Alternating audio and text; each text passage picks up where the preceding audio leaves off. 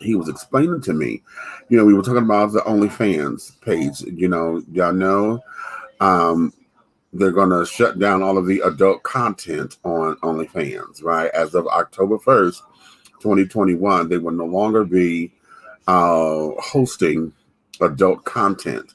At least the way that it is now, they're claiming that they're going to continue to have it, but you got to meet certain guidelines. They're going to rearrange the guidelines and et cetera, et cetera. So basically, honey, because Tumblr was saying the same thing when Tumblr went through all that.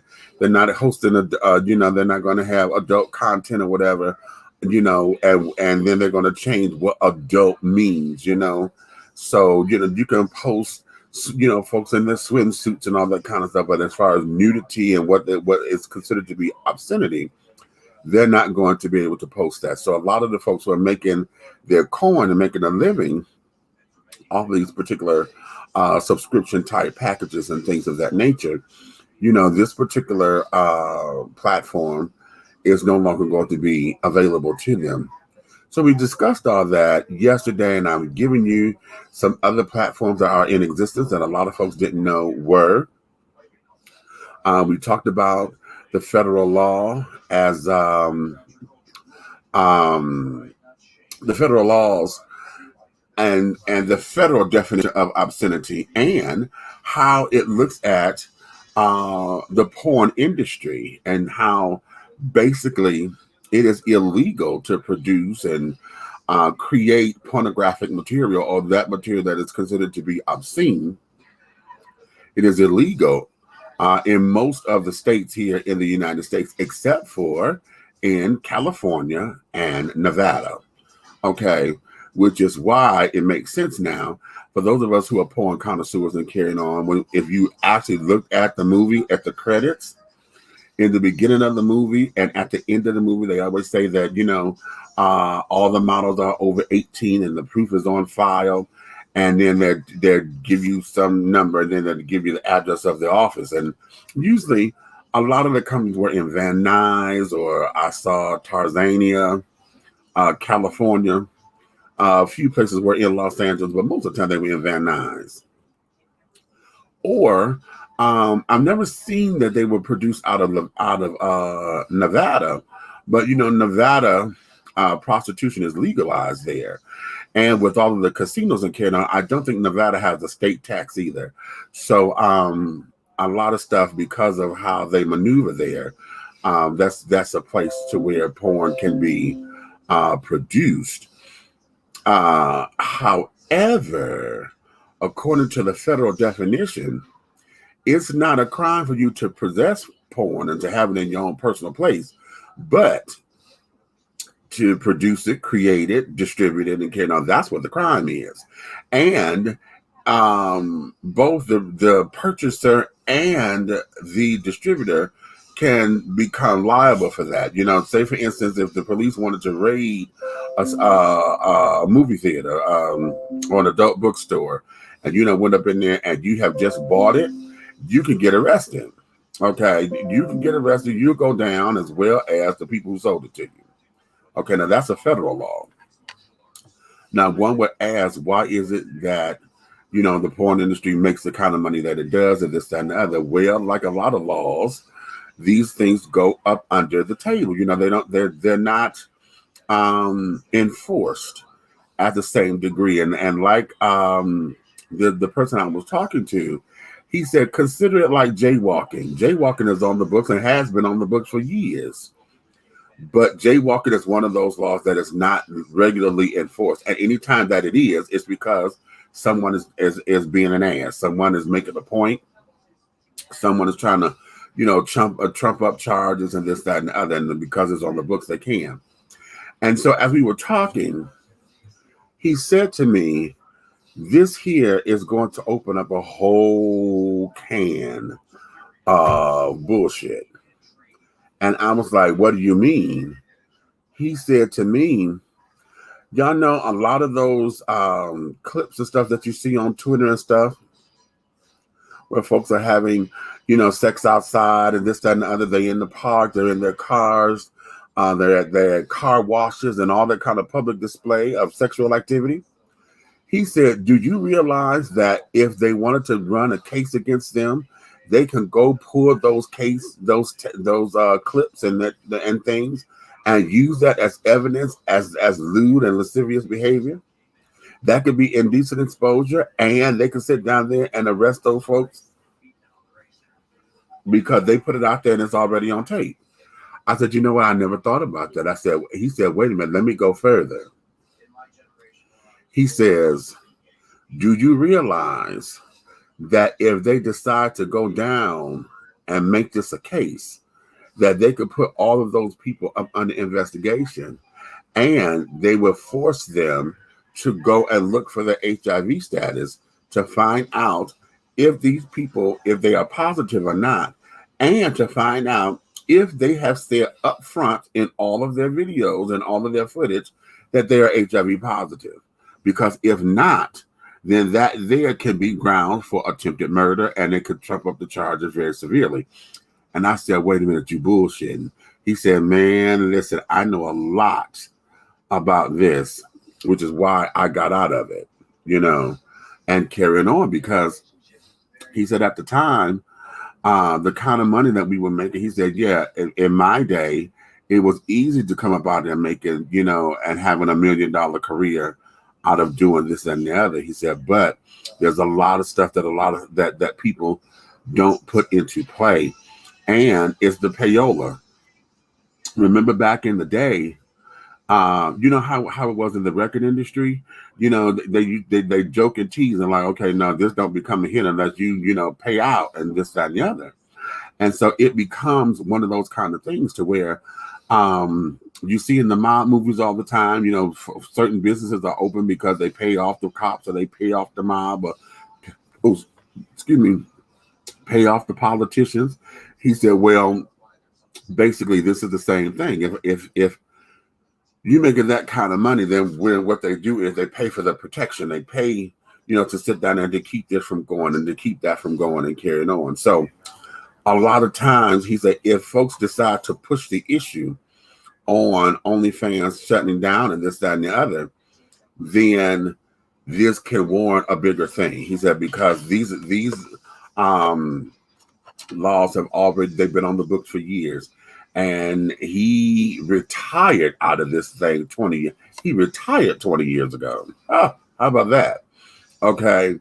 He retired 20 years ago, and his stuff is still moving and grooving and carrying on. Okay. In fact, his stuff is still so popular to where you wouldn't know that he had stopped doing this a long time ago. Okay. So I thought that was very interesting, and he was encouraging me to do a part 2 to this, because he said there's some other information that need to come out that the kids need to understand, and that he said you have to be careful in how you're doing your business. He said, because it's more than just all in the verbiage and the wording. Because remember, we were talking about yesterday, well, the whole idea of having private clubs or private memberships and carrying on is because under those guise of having a private membership or a private club, it's kind of like I can rent this out, and as long as I have, I paid you. Let's say you're in a club, okay? You're in a hall because you're trying to have a cabaret.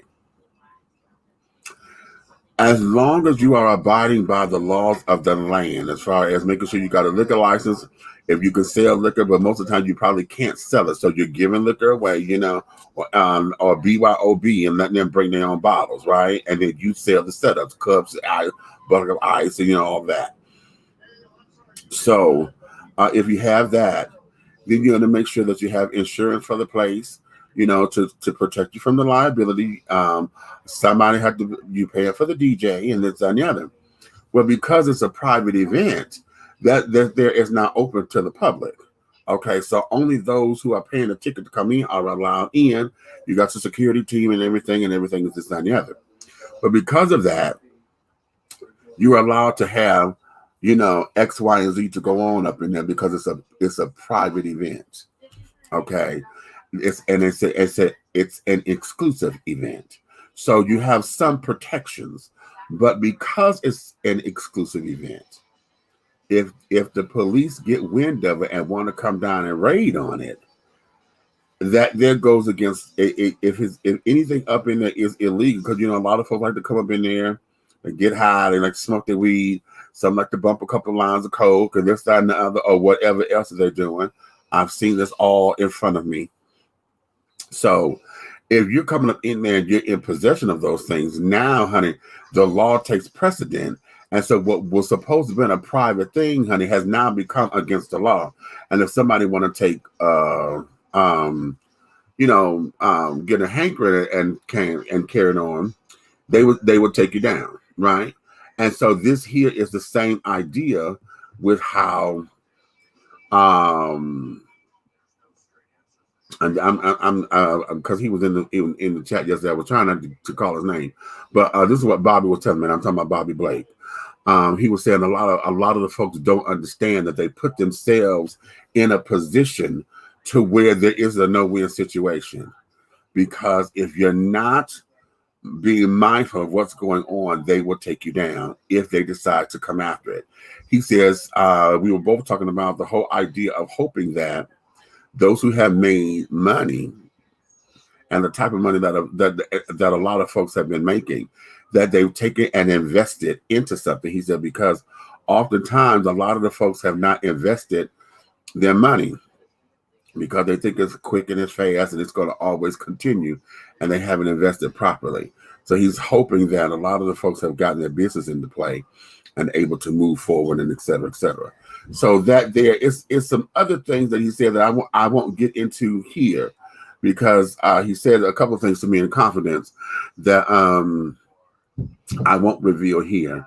But when we're looking at the whole world of adult entertainment, because remember, when HIV/AIDS was on the scene, remember that was the first thing that everybody was talking about, the adult industry. And how was it that it was going to survive with this, that, and the other? Because now everything was about getting tested. Well, now that we're in this day and age of PrEP and carrying on, a lot of the porn and the OnlyFans pages and stuff are into, raw is law. Because everybody, and yes, it raw sex is sexy and funky and this, that, and the other. It's hot, is this. But with them shutting down the OnlyFans, then what opens up is the possibility of everybody becoming liable. You know what I'm saying? And that's what he was saying. Oftentimes, a lot of folks just think that, I could just go take my clothes off and make some money, and that's going to be okay. They're not looking at the long-term ramifications of what is to come. No pun intended. I just heard that in my head. Okay. So that there is that. So I want to revisit that for just a spell and to get your thoughts on it. Avery, what you said, you say, wow, yes, I said the same thing, because I was like, baby, I didn't think about it on this particular level, as far as them being able to pull your records and to see what you have on file and to see if you have that you're positive, whatever, in the records, so that see, listen at this, because just like they did when the AIDS pandemic had hit, they went after the bathhouses and stuff because they were like, okay, this is a health issue. But now, if folks are not disclosing their status or whatever, if someone were to do an investigation of these kinds of places and start to attack, the OnlyFans offices and things of that nature, and folks like that, and get to going over the legitimate paperwork of the models, okay, if they are not HIV positive, if their medical check history doesn't meet the guidelines, then everybody becomes liable for the deed. You know what I'm saying? And what a hell of a way to put on the company. But then again, is the company not taking care of their business to make sure that they have all that information on file?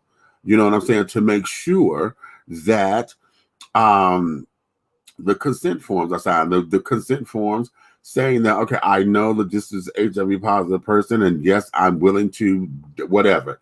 I'm just saying, I'm making that up because, it could be just that plain and basic to have in the files so that folks know what is going on. You know what I'm saying? And yes, I agreed to do barebacking. I agreed to do it. There's a lot with that contract that has to be, that has to be stated so that there is no legal ramifications that come to it, and take the liability off of the producers and the directors and et cetera, et cetera. Okay.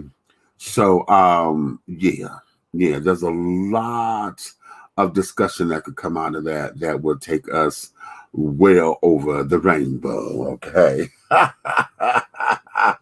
Okay, Nikki says, okay, you down in the comments. Okay. She say, hey, Ro. Okay. So that there is one of the things I wanted to get into. Secondly, wait a minute. I try to do a commercial break whenever I want to change tones. So let me do this. I'm going to do just that because I'm not going to be before you so long today because we came in so late. But I want to get into the idea of a spiritual cleansing. Okay. Now, some of y'all may decide to turn away or to go south on me because of the nature of this particular topic. However, I hope that you don't, because what I'm about to explain is very, very, very, very necessary in order for us to rejuvenate and to re-energize ourselves. Oftentimes, if you're feeling that lethargic feeling and things of that nature, oftentimes it's because your spirit is too heavy. You've been carrying around burdens and stuff that's not yours. You've been carrying around a lot of stress and anger. You've been carrying around the weight of the pandemic and this, that, and the other. You've been carrying around how to use your own safety and things of that nature.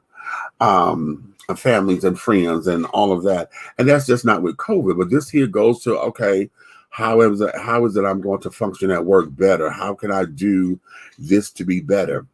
And we're going to get into some of this. The sacredness of spiritual healing and cleansing and why it is important. Let me take a small little commercial break, and when we come back, we're going to get into this, okay? Y'all stay right here with me. Don't go nowhere. You heard me? Whether you are a resident or visiting the ATL, if you need to satisfy your soul and your hunger with some good old-fashioned scrumptious victuals, then head on over to Tara Boulevard and feast at the Country Kitchen Cuisine Buffet. The Country Kitchen Cuisine Buffet has a mouth-watering array of delicious delicacies that will tempt your tummy, tantalize your taste buds, and please your palates. All of our items on the buffet are made from scratch, just like Grandma used to make. Try our meatloaf, the succulent fried chicken, the smothered pork chops, the short ribs, the fried and baked fish. Try our oxtails, the turkey wings, and don't forget some of those fantastic sides with the macaroni and cheese, cornbread dressing, greens, cabbage, red beans and rice, potatoes and gravy, and oh my God, don't forget the cornbread and those decadent desserts. Your hunger will not be denied. Come on down to the Country Kitchen Cuisine Buffet, located at 8562 Tara Boulevard in Jonesboro, Georgia. Come on down and tell them that Big Meech and Dishing Tea has sent you. Yeah. Angelo Ellerby, the Henry Higgins of hip-hop, is the founder, president, and CEO of Double Exposure Media Relations. Double Exposure Media Relations is a full-service public relations, marketing, and artist development firm specializing in publicity, photography, artist promotion and artist development, makeup artistry, event production, and EPK development. Celebrating over 45 years in the industry, Angelo believes that a culture that does not take care of nor respect its artists is a culture that leaves nothing behind to appreciate. Let Angelo help you make dollars and cents of the entertainment industry. Contact Double Exposure Media Relations at 201-224-6570. That's 201-224-6570.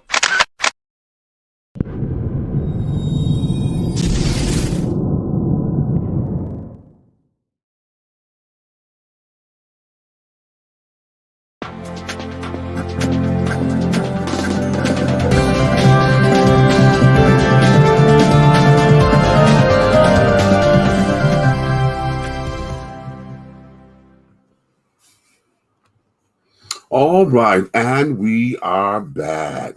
Now, listen, I want to get into a topic that may be a little bit that way.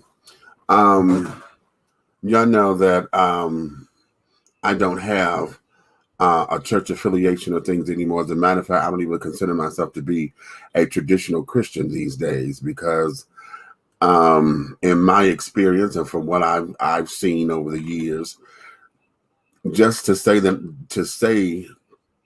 moniker or the title I'm a Christian, or to say Christian, to me, Christian under the guise of Christianity, honey, the most dastardly crimes have been committed. Okay, there's nothing Christ-like in any of the things that have been going on. So having said that, I chose a different path as far as connecting to God and things of that nature. I still believe in my traditional teachings of what Christianity has to offer. Jesus is Lord God. What is this Trinity, honey, that is supposedly biblical, but it's not. I've never heard the actual word, the Trinity. They always talk about the Father, Son, and the Holy Spirit, and all of that. However, I truly believe in connecting to the source, what I like to call the infinite creator or the omniverse. Connecting in, because if God is the source, then I'm a resource. Okay. And we are all resources. And we all have to get reconnected and re-energized, when we're on the path of not just of spirituality, but also just to have a cleansing. Oftentimes, folks think that, okay, I'll just go take it to God in prayer and I'll be all right, and that there is part of it. It's part of it. Oftentimes, there has to be a cleansing that we have to go through in order to have our spirits to open up and to reveal itself. When I was in New York, living in New York, this was 26 years ago, I was with a girlfriend of mine. Her name is Sonia Elder. Y'all know Sonia. Tell her I said, hey, we had our communication had cut off right when I moved back home to Detroit. Right after I had moved. So that was what 96, 97 when I got back home. And she helped me to recognize and to open up my spiritual gifts and to help to nurture me into accepting them. And oftentimes, no, not oftentimes, all of us, okay. I just turned my phone back on, honey. This girl is just going off, honey. Okay, she is going off and things, and I'm trying to take the sound to muffle my sound. Okay, thank you. No, she reopened. Oh, okay, you just gotta love technology. Shit.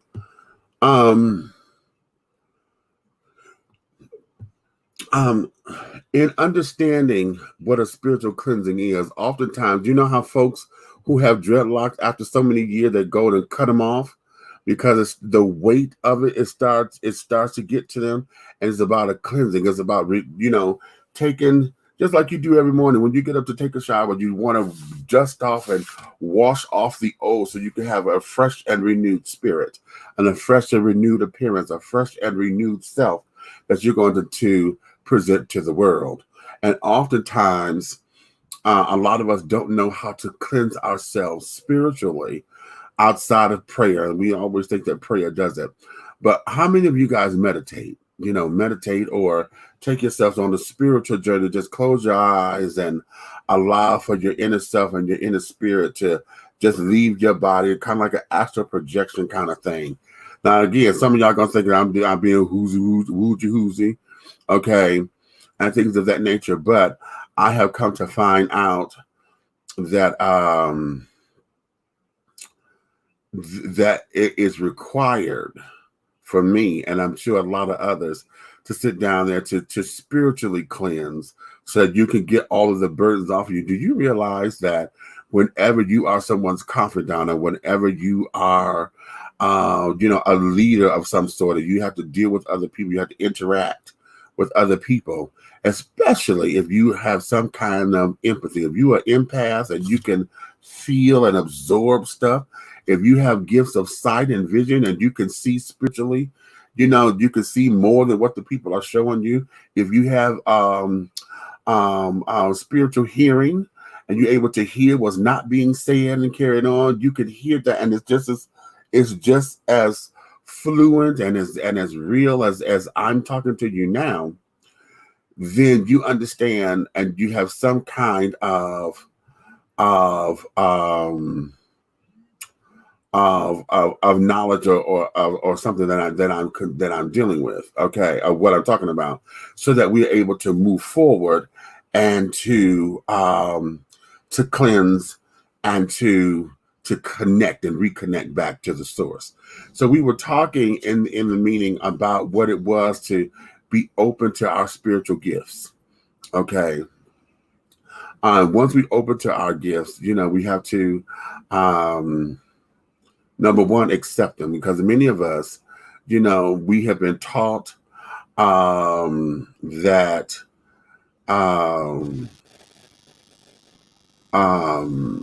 it's witchcraft. We have been taught that it's not godly. We have been taught that, these gifts and you're not supposed to have them. But yet instead, if you go into biblical, there's biblical scripture that says some of you will be seers, some of you will be doers, some of you will be this. And it talks about these particular kinds of gifts. But yet at the same time, when folks exercise them or use them, folks are always thought that they're into some kind of witchcraft, or told that they're into some kind of witchcraft or something that is not godly. Okay. And this here is the furthest thing from the truth. One of the things that I really and truly believe is that, the story of Jesus going up on Galilee, he had to separate himself from the disciples, didn't he? Why? Because he had to go and replenish.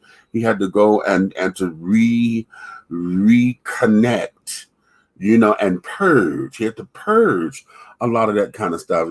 And I cut myself off earlier, but when you're around other folks, you can sense and feel their energy. Okay. And oftentimes when you sense and feel that, it is staying with you.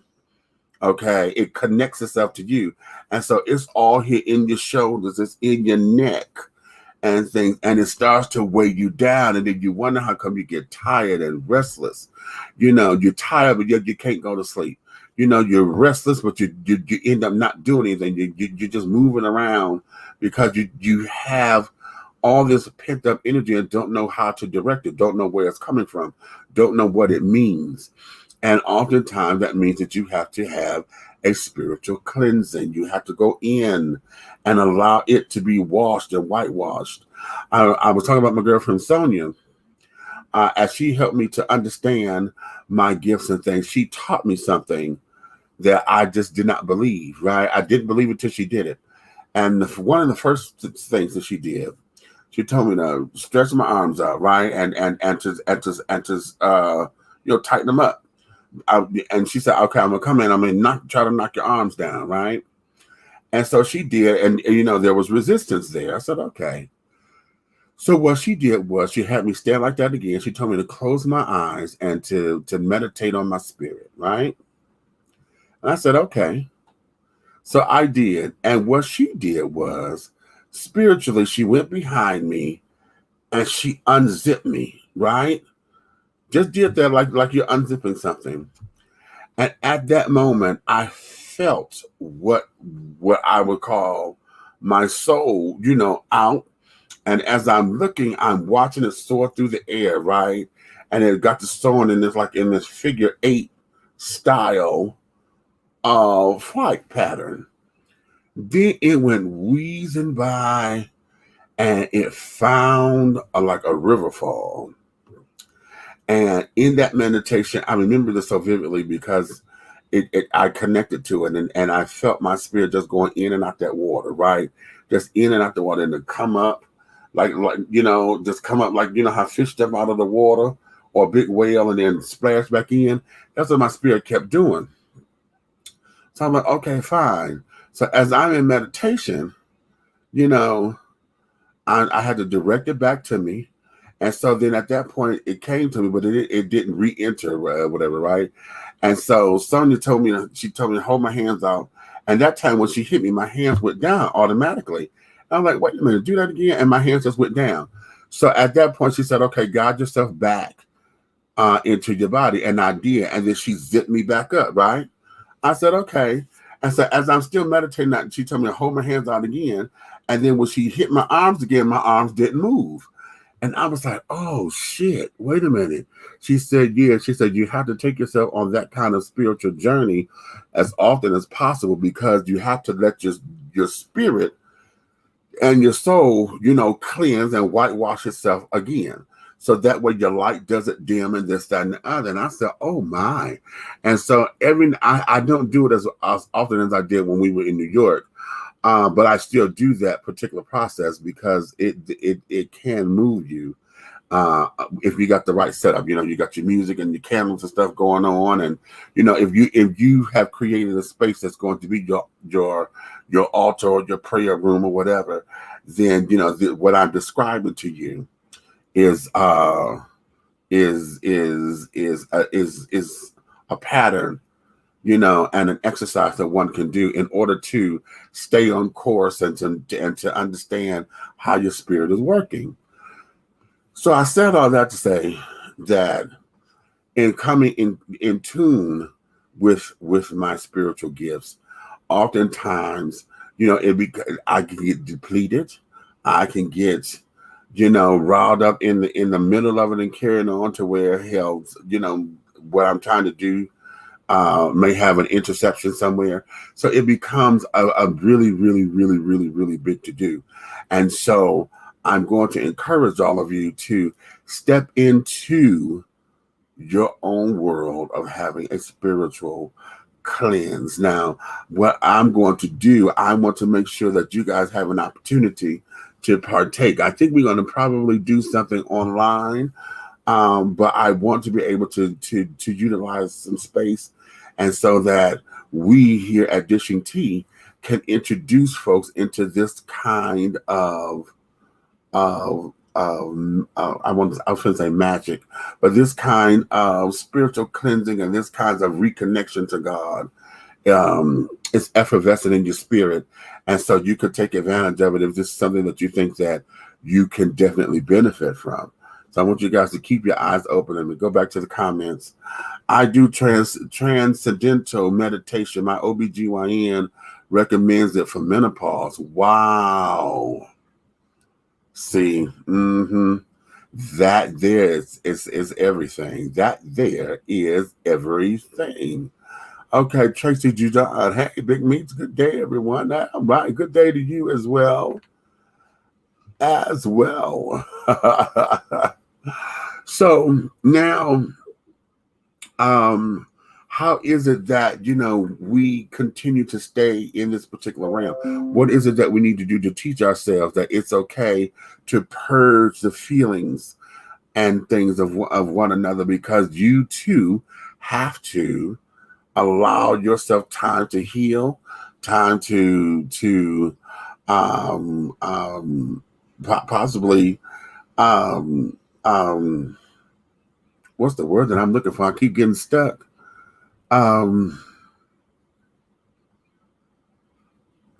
Anyway, okay, we're gonna move on because I just had the thought and it just escaped me.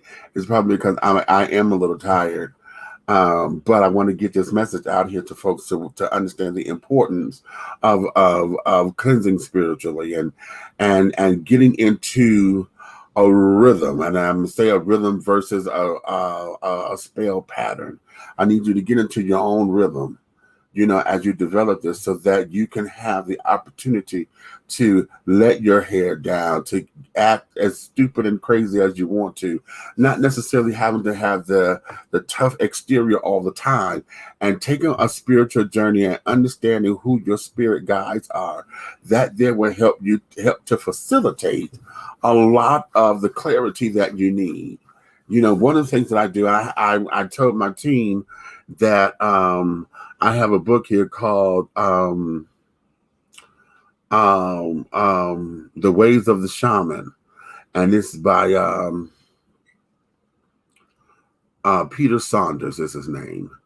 And in this book, there's a number of exercises and things that are in here that I want to teach Cap and Mrs. Ray. And I want to teach them a couple of the secrets first so that they can really get into the whole idea of mind, body, and spirit meditation and how movement, helps the flow of energy and carrying on. Movement, helps us to relate and to get the bones and stuff working and going again. You can't sit down here and say, I want to live to be 185 and to celebrate the way that I do, but then I can't get up because, Spirit has been telling me to go get my legs checked or whatever, but I've been disobedient. You see what I'm saying? So we have a number of things already in place that we can look into as far as alternatives for our babies. And I'm saying it like that because they feel like they mine. Okay. Wait a minute. I'm trying to find my file. And I was looking for it earlier to make sure that it's here. No, it is not. Okay. Now the damn thing told me I didn't had it up here. Now I'm trying to get it to you and I can't get it. But be that as it may. Let's see, anybody got any comments? No comments at the moment. Okay. So let me do this. Let me do this. I'm trying to get into a workshop or something to try to take you on what the journey is and how you could do something very simple, to reconnect with your spirit. And all it takes, get yourselves on the floor or somewhere low where you can sit down and to actually breathe, and you have your inhaler with you and all of those kinds of things. You got your, I need you just to be into this space. Okay, and I say your inhaler because I'm asthmatic as well. And sometimes when you go into a journey, it may take your breath away. But if you could just sit down there and just stay into that space, stay into that space, stay into that space, stay into that space, and then just become, whoever your leader is, they'll tell you what to do and how to make this happen and how to open you up spiritually for the grandest connection. But this is going to be a real short. I told you I was going to be here short today. It is, I said what I said, but I just want to sit down here and get that out there about meditation and things, because I really, really want to implore and encourage you. If you've never had one before, trust me. Okay. This here, I believe, will help to get you focused and carried on and things of that nature. I'm going to now, I'm going to end this here because I'm having problems with my right eye because it keep wanting to close on me, and it's something up in here. I feel like I got a star growing on this part. And carrying on, and then my left eye, honey, is already giving me enough problems. So what I'm going to do is I'm going to end this here. When we come back, I want to pick up on the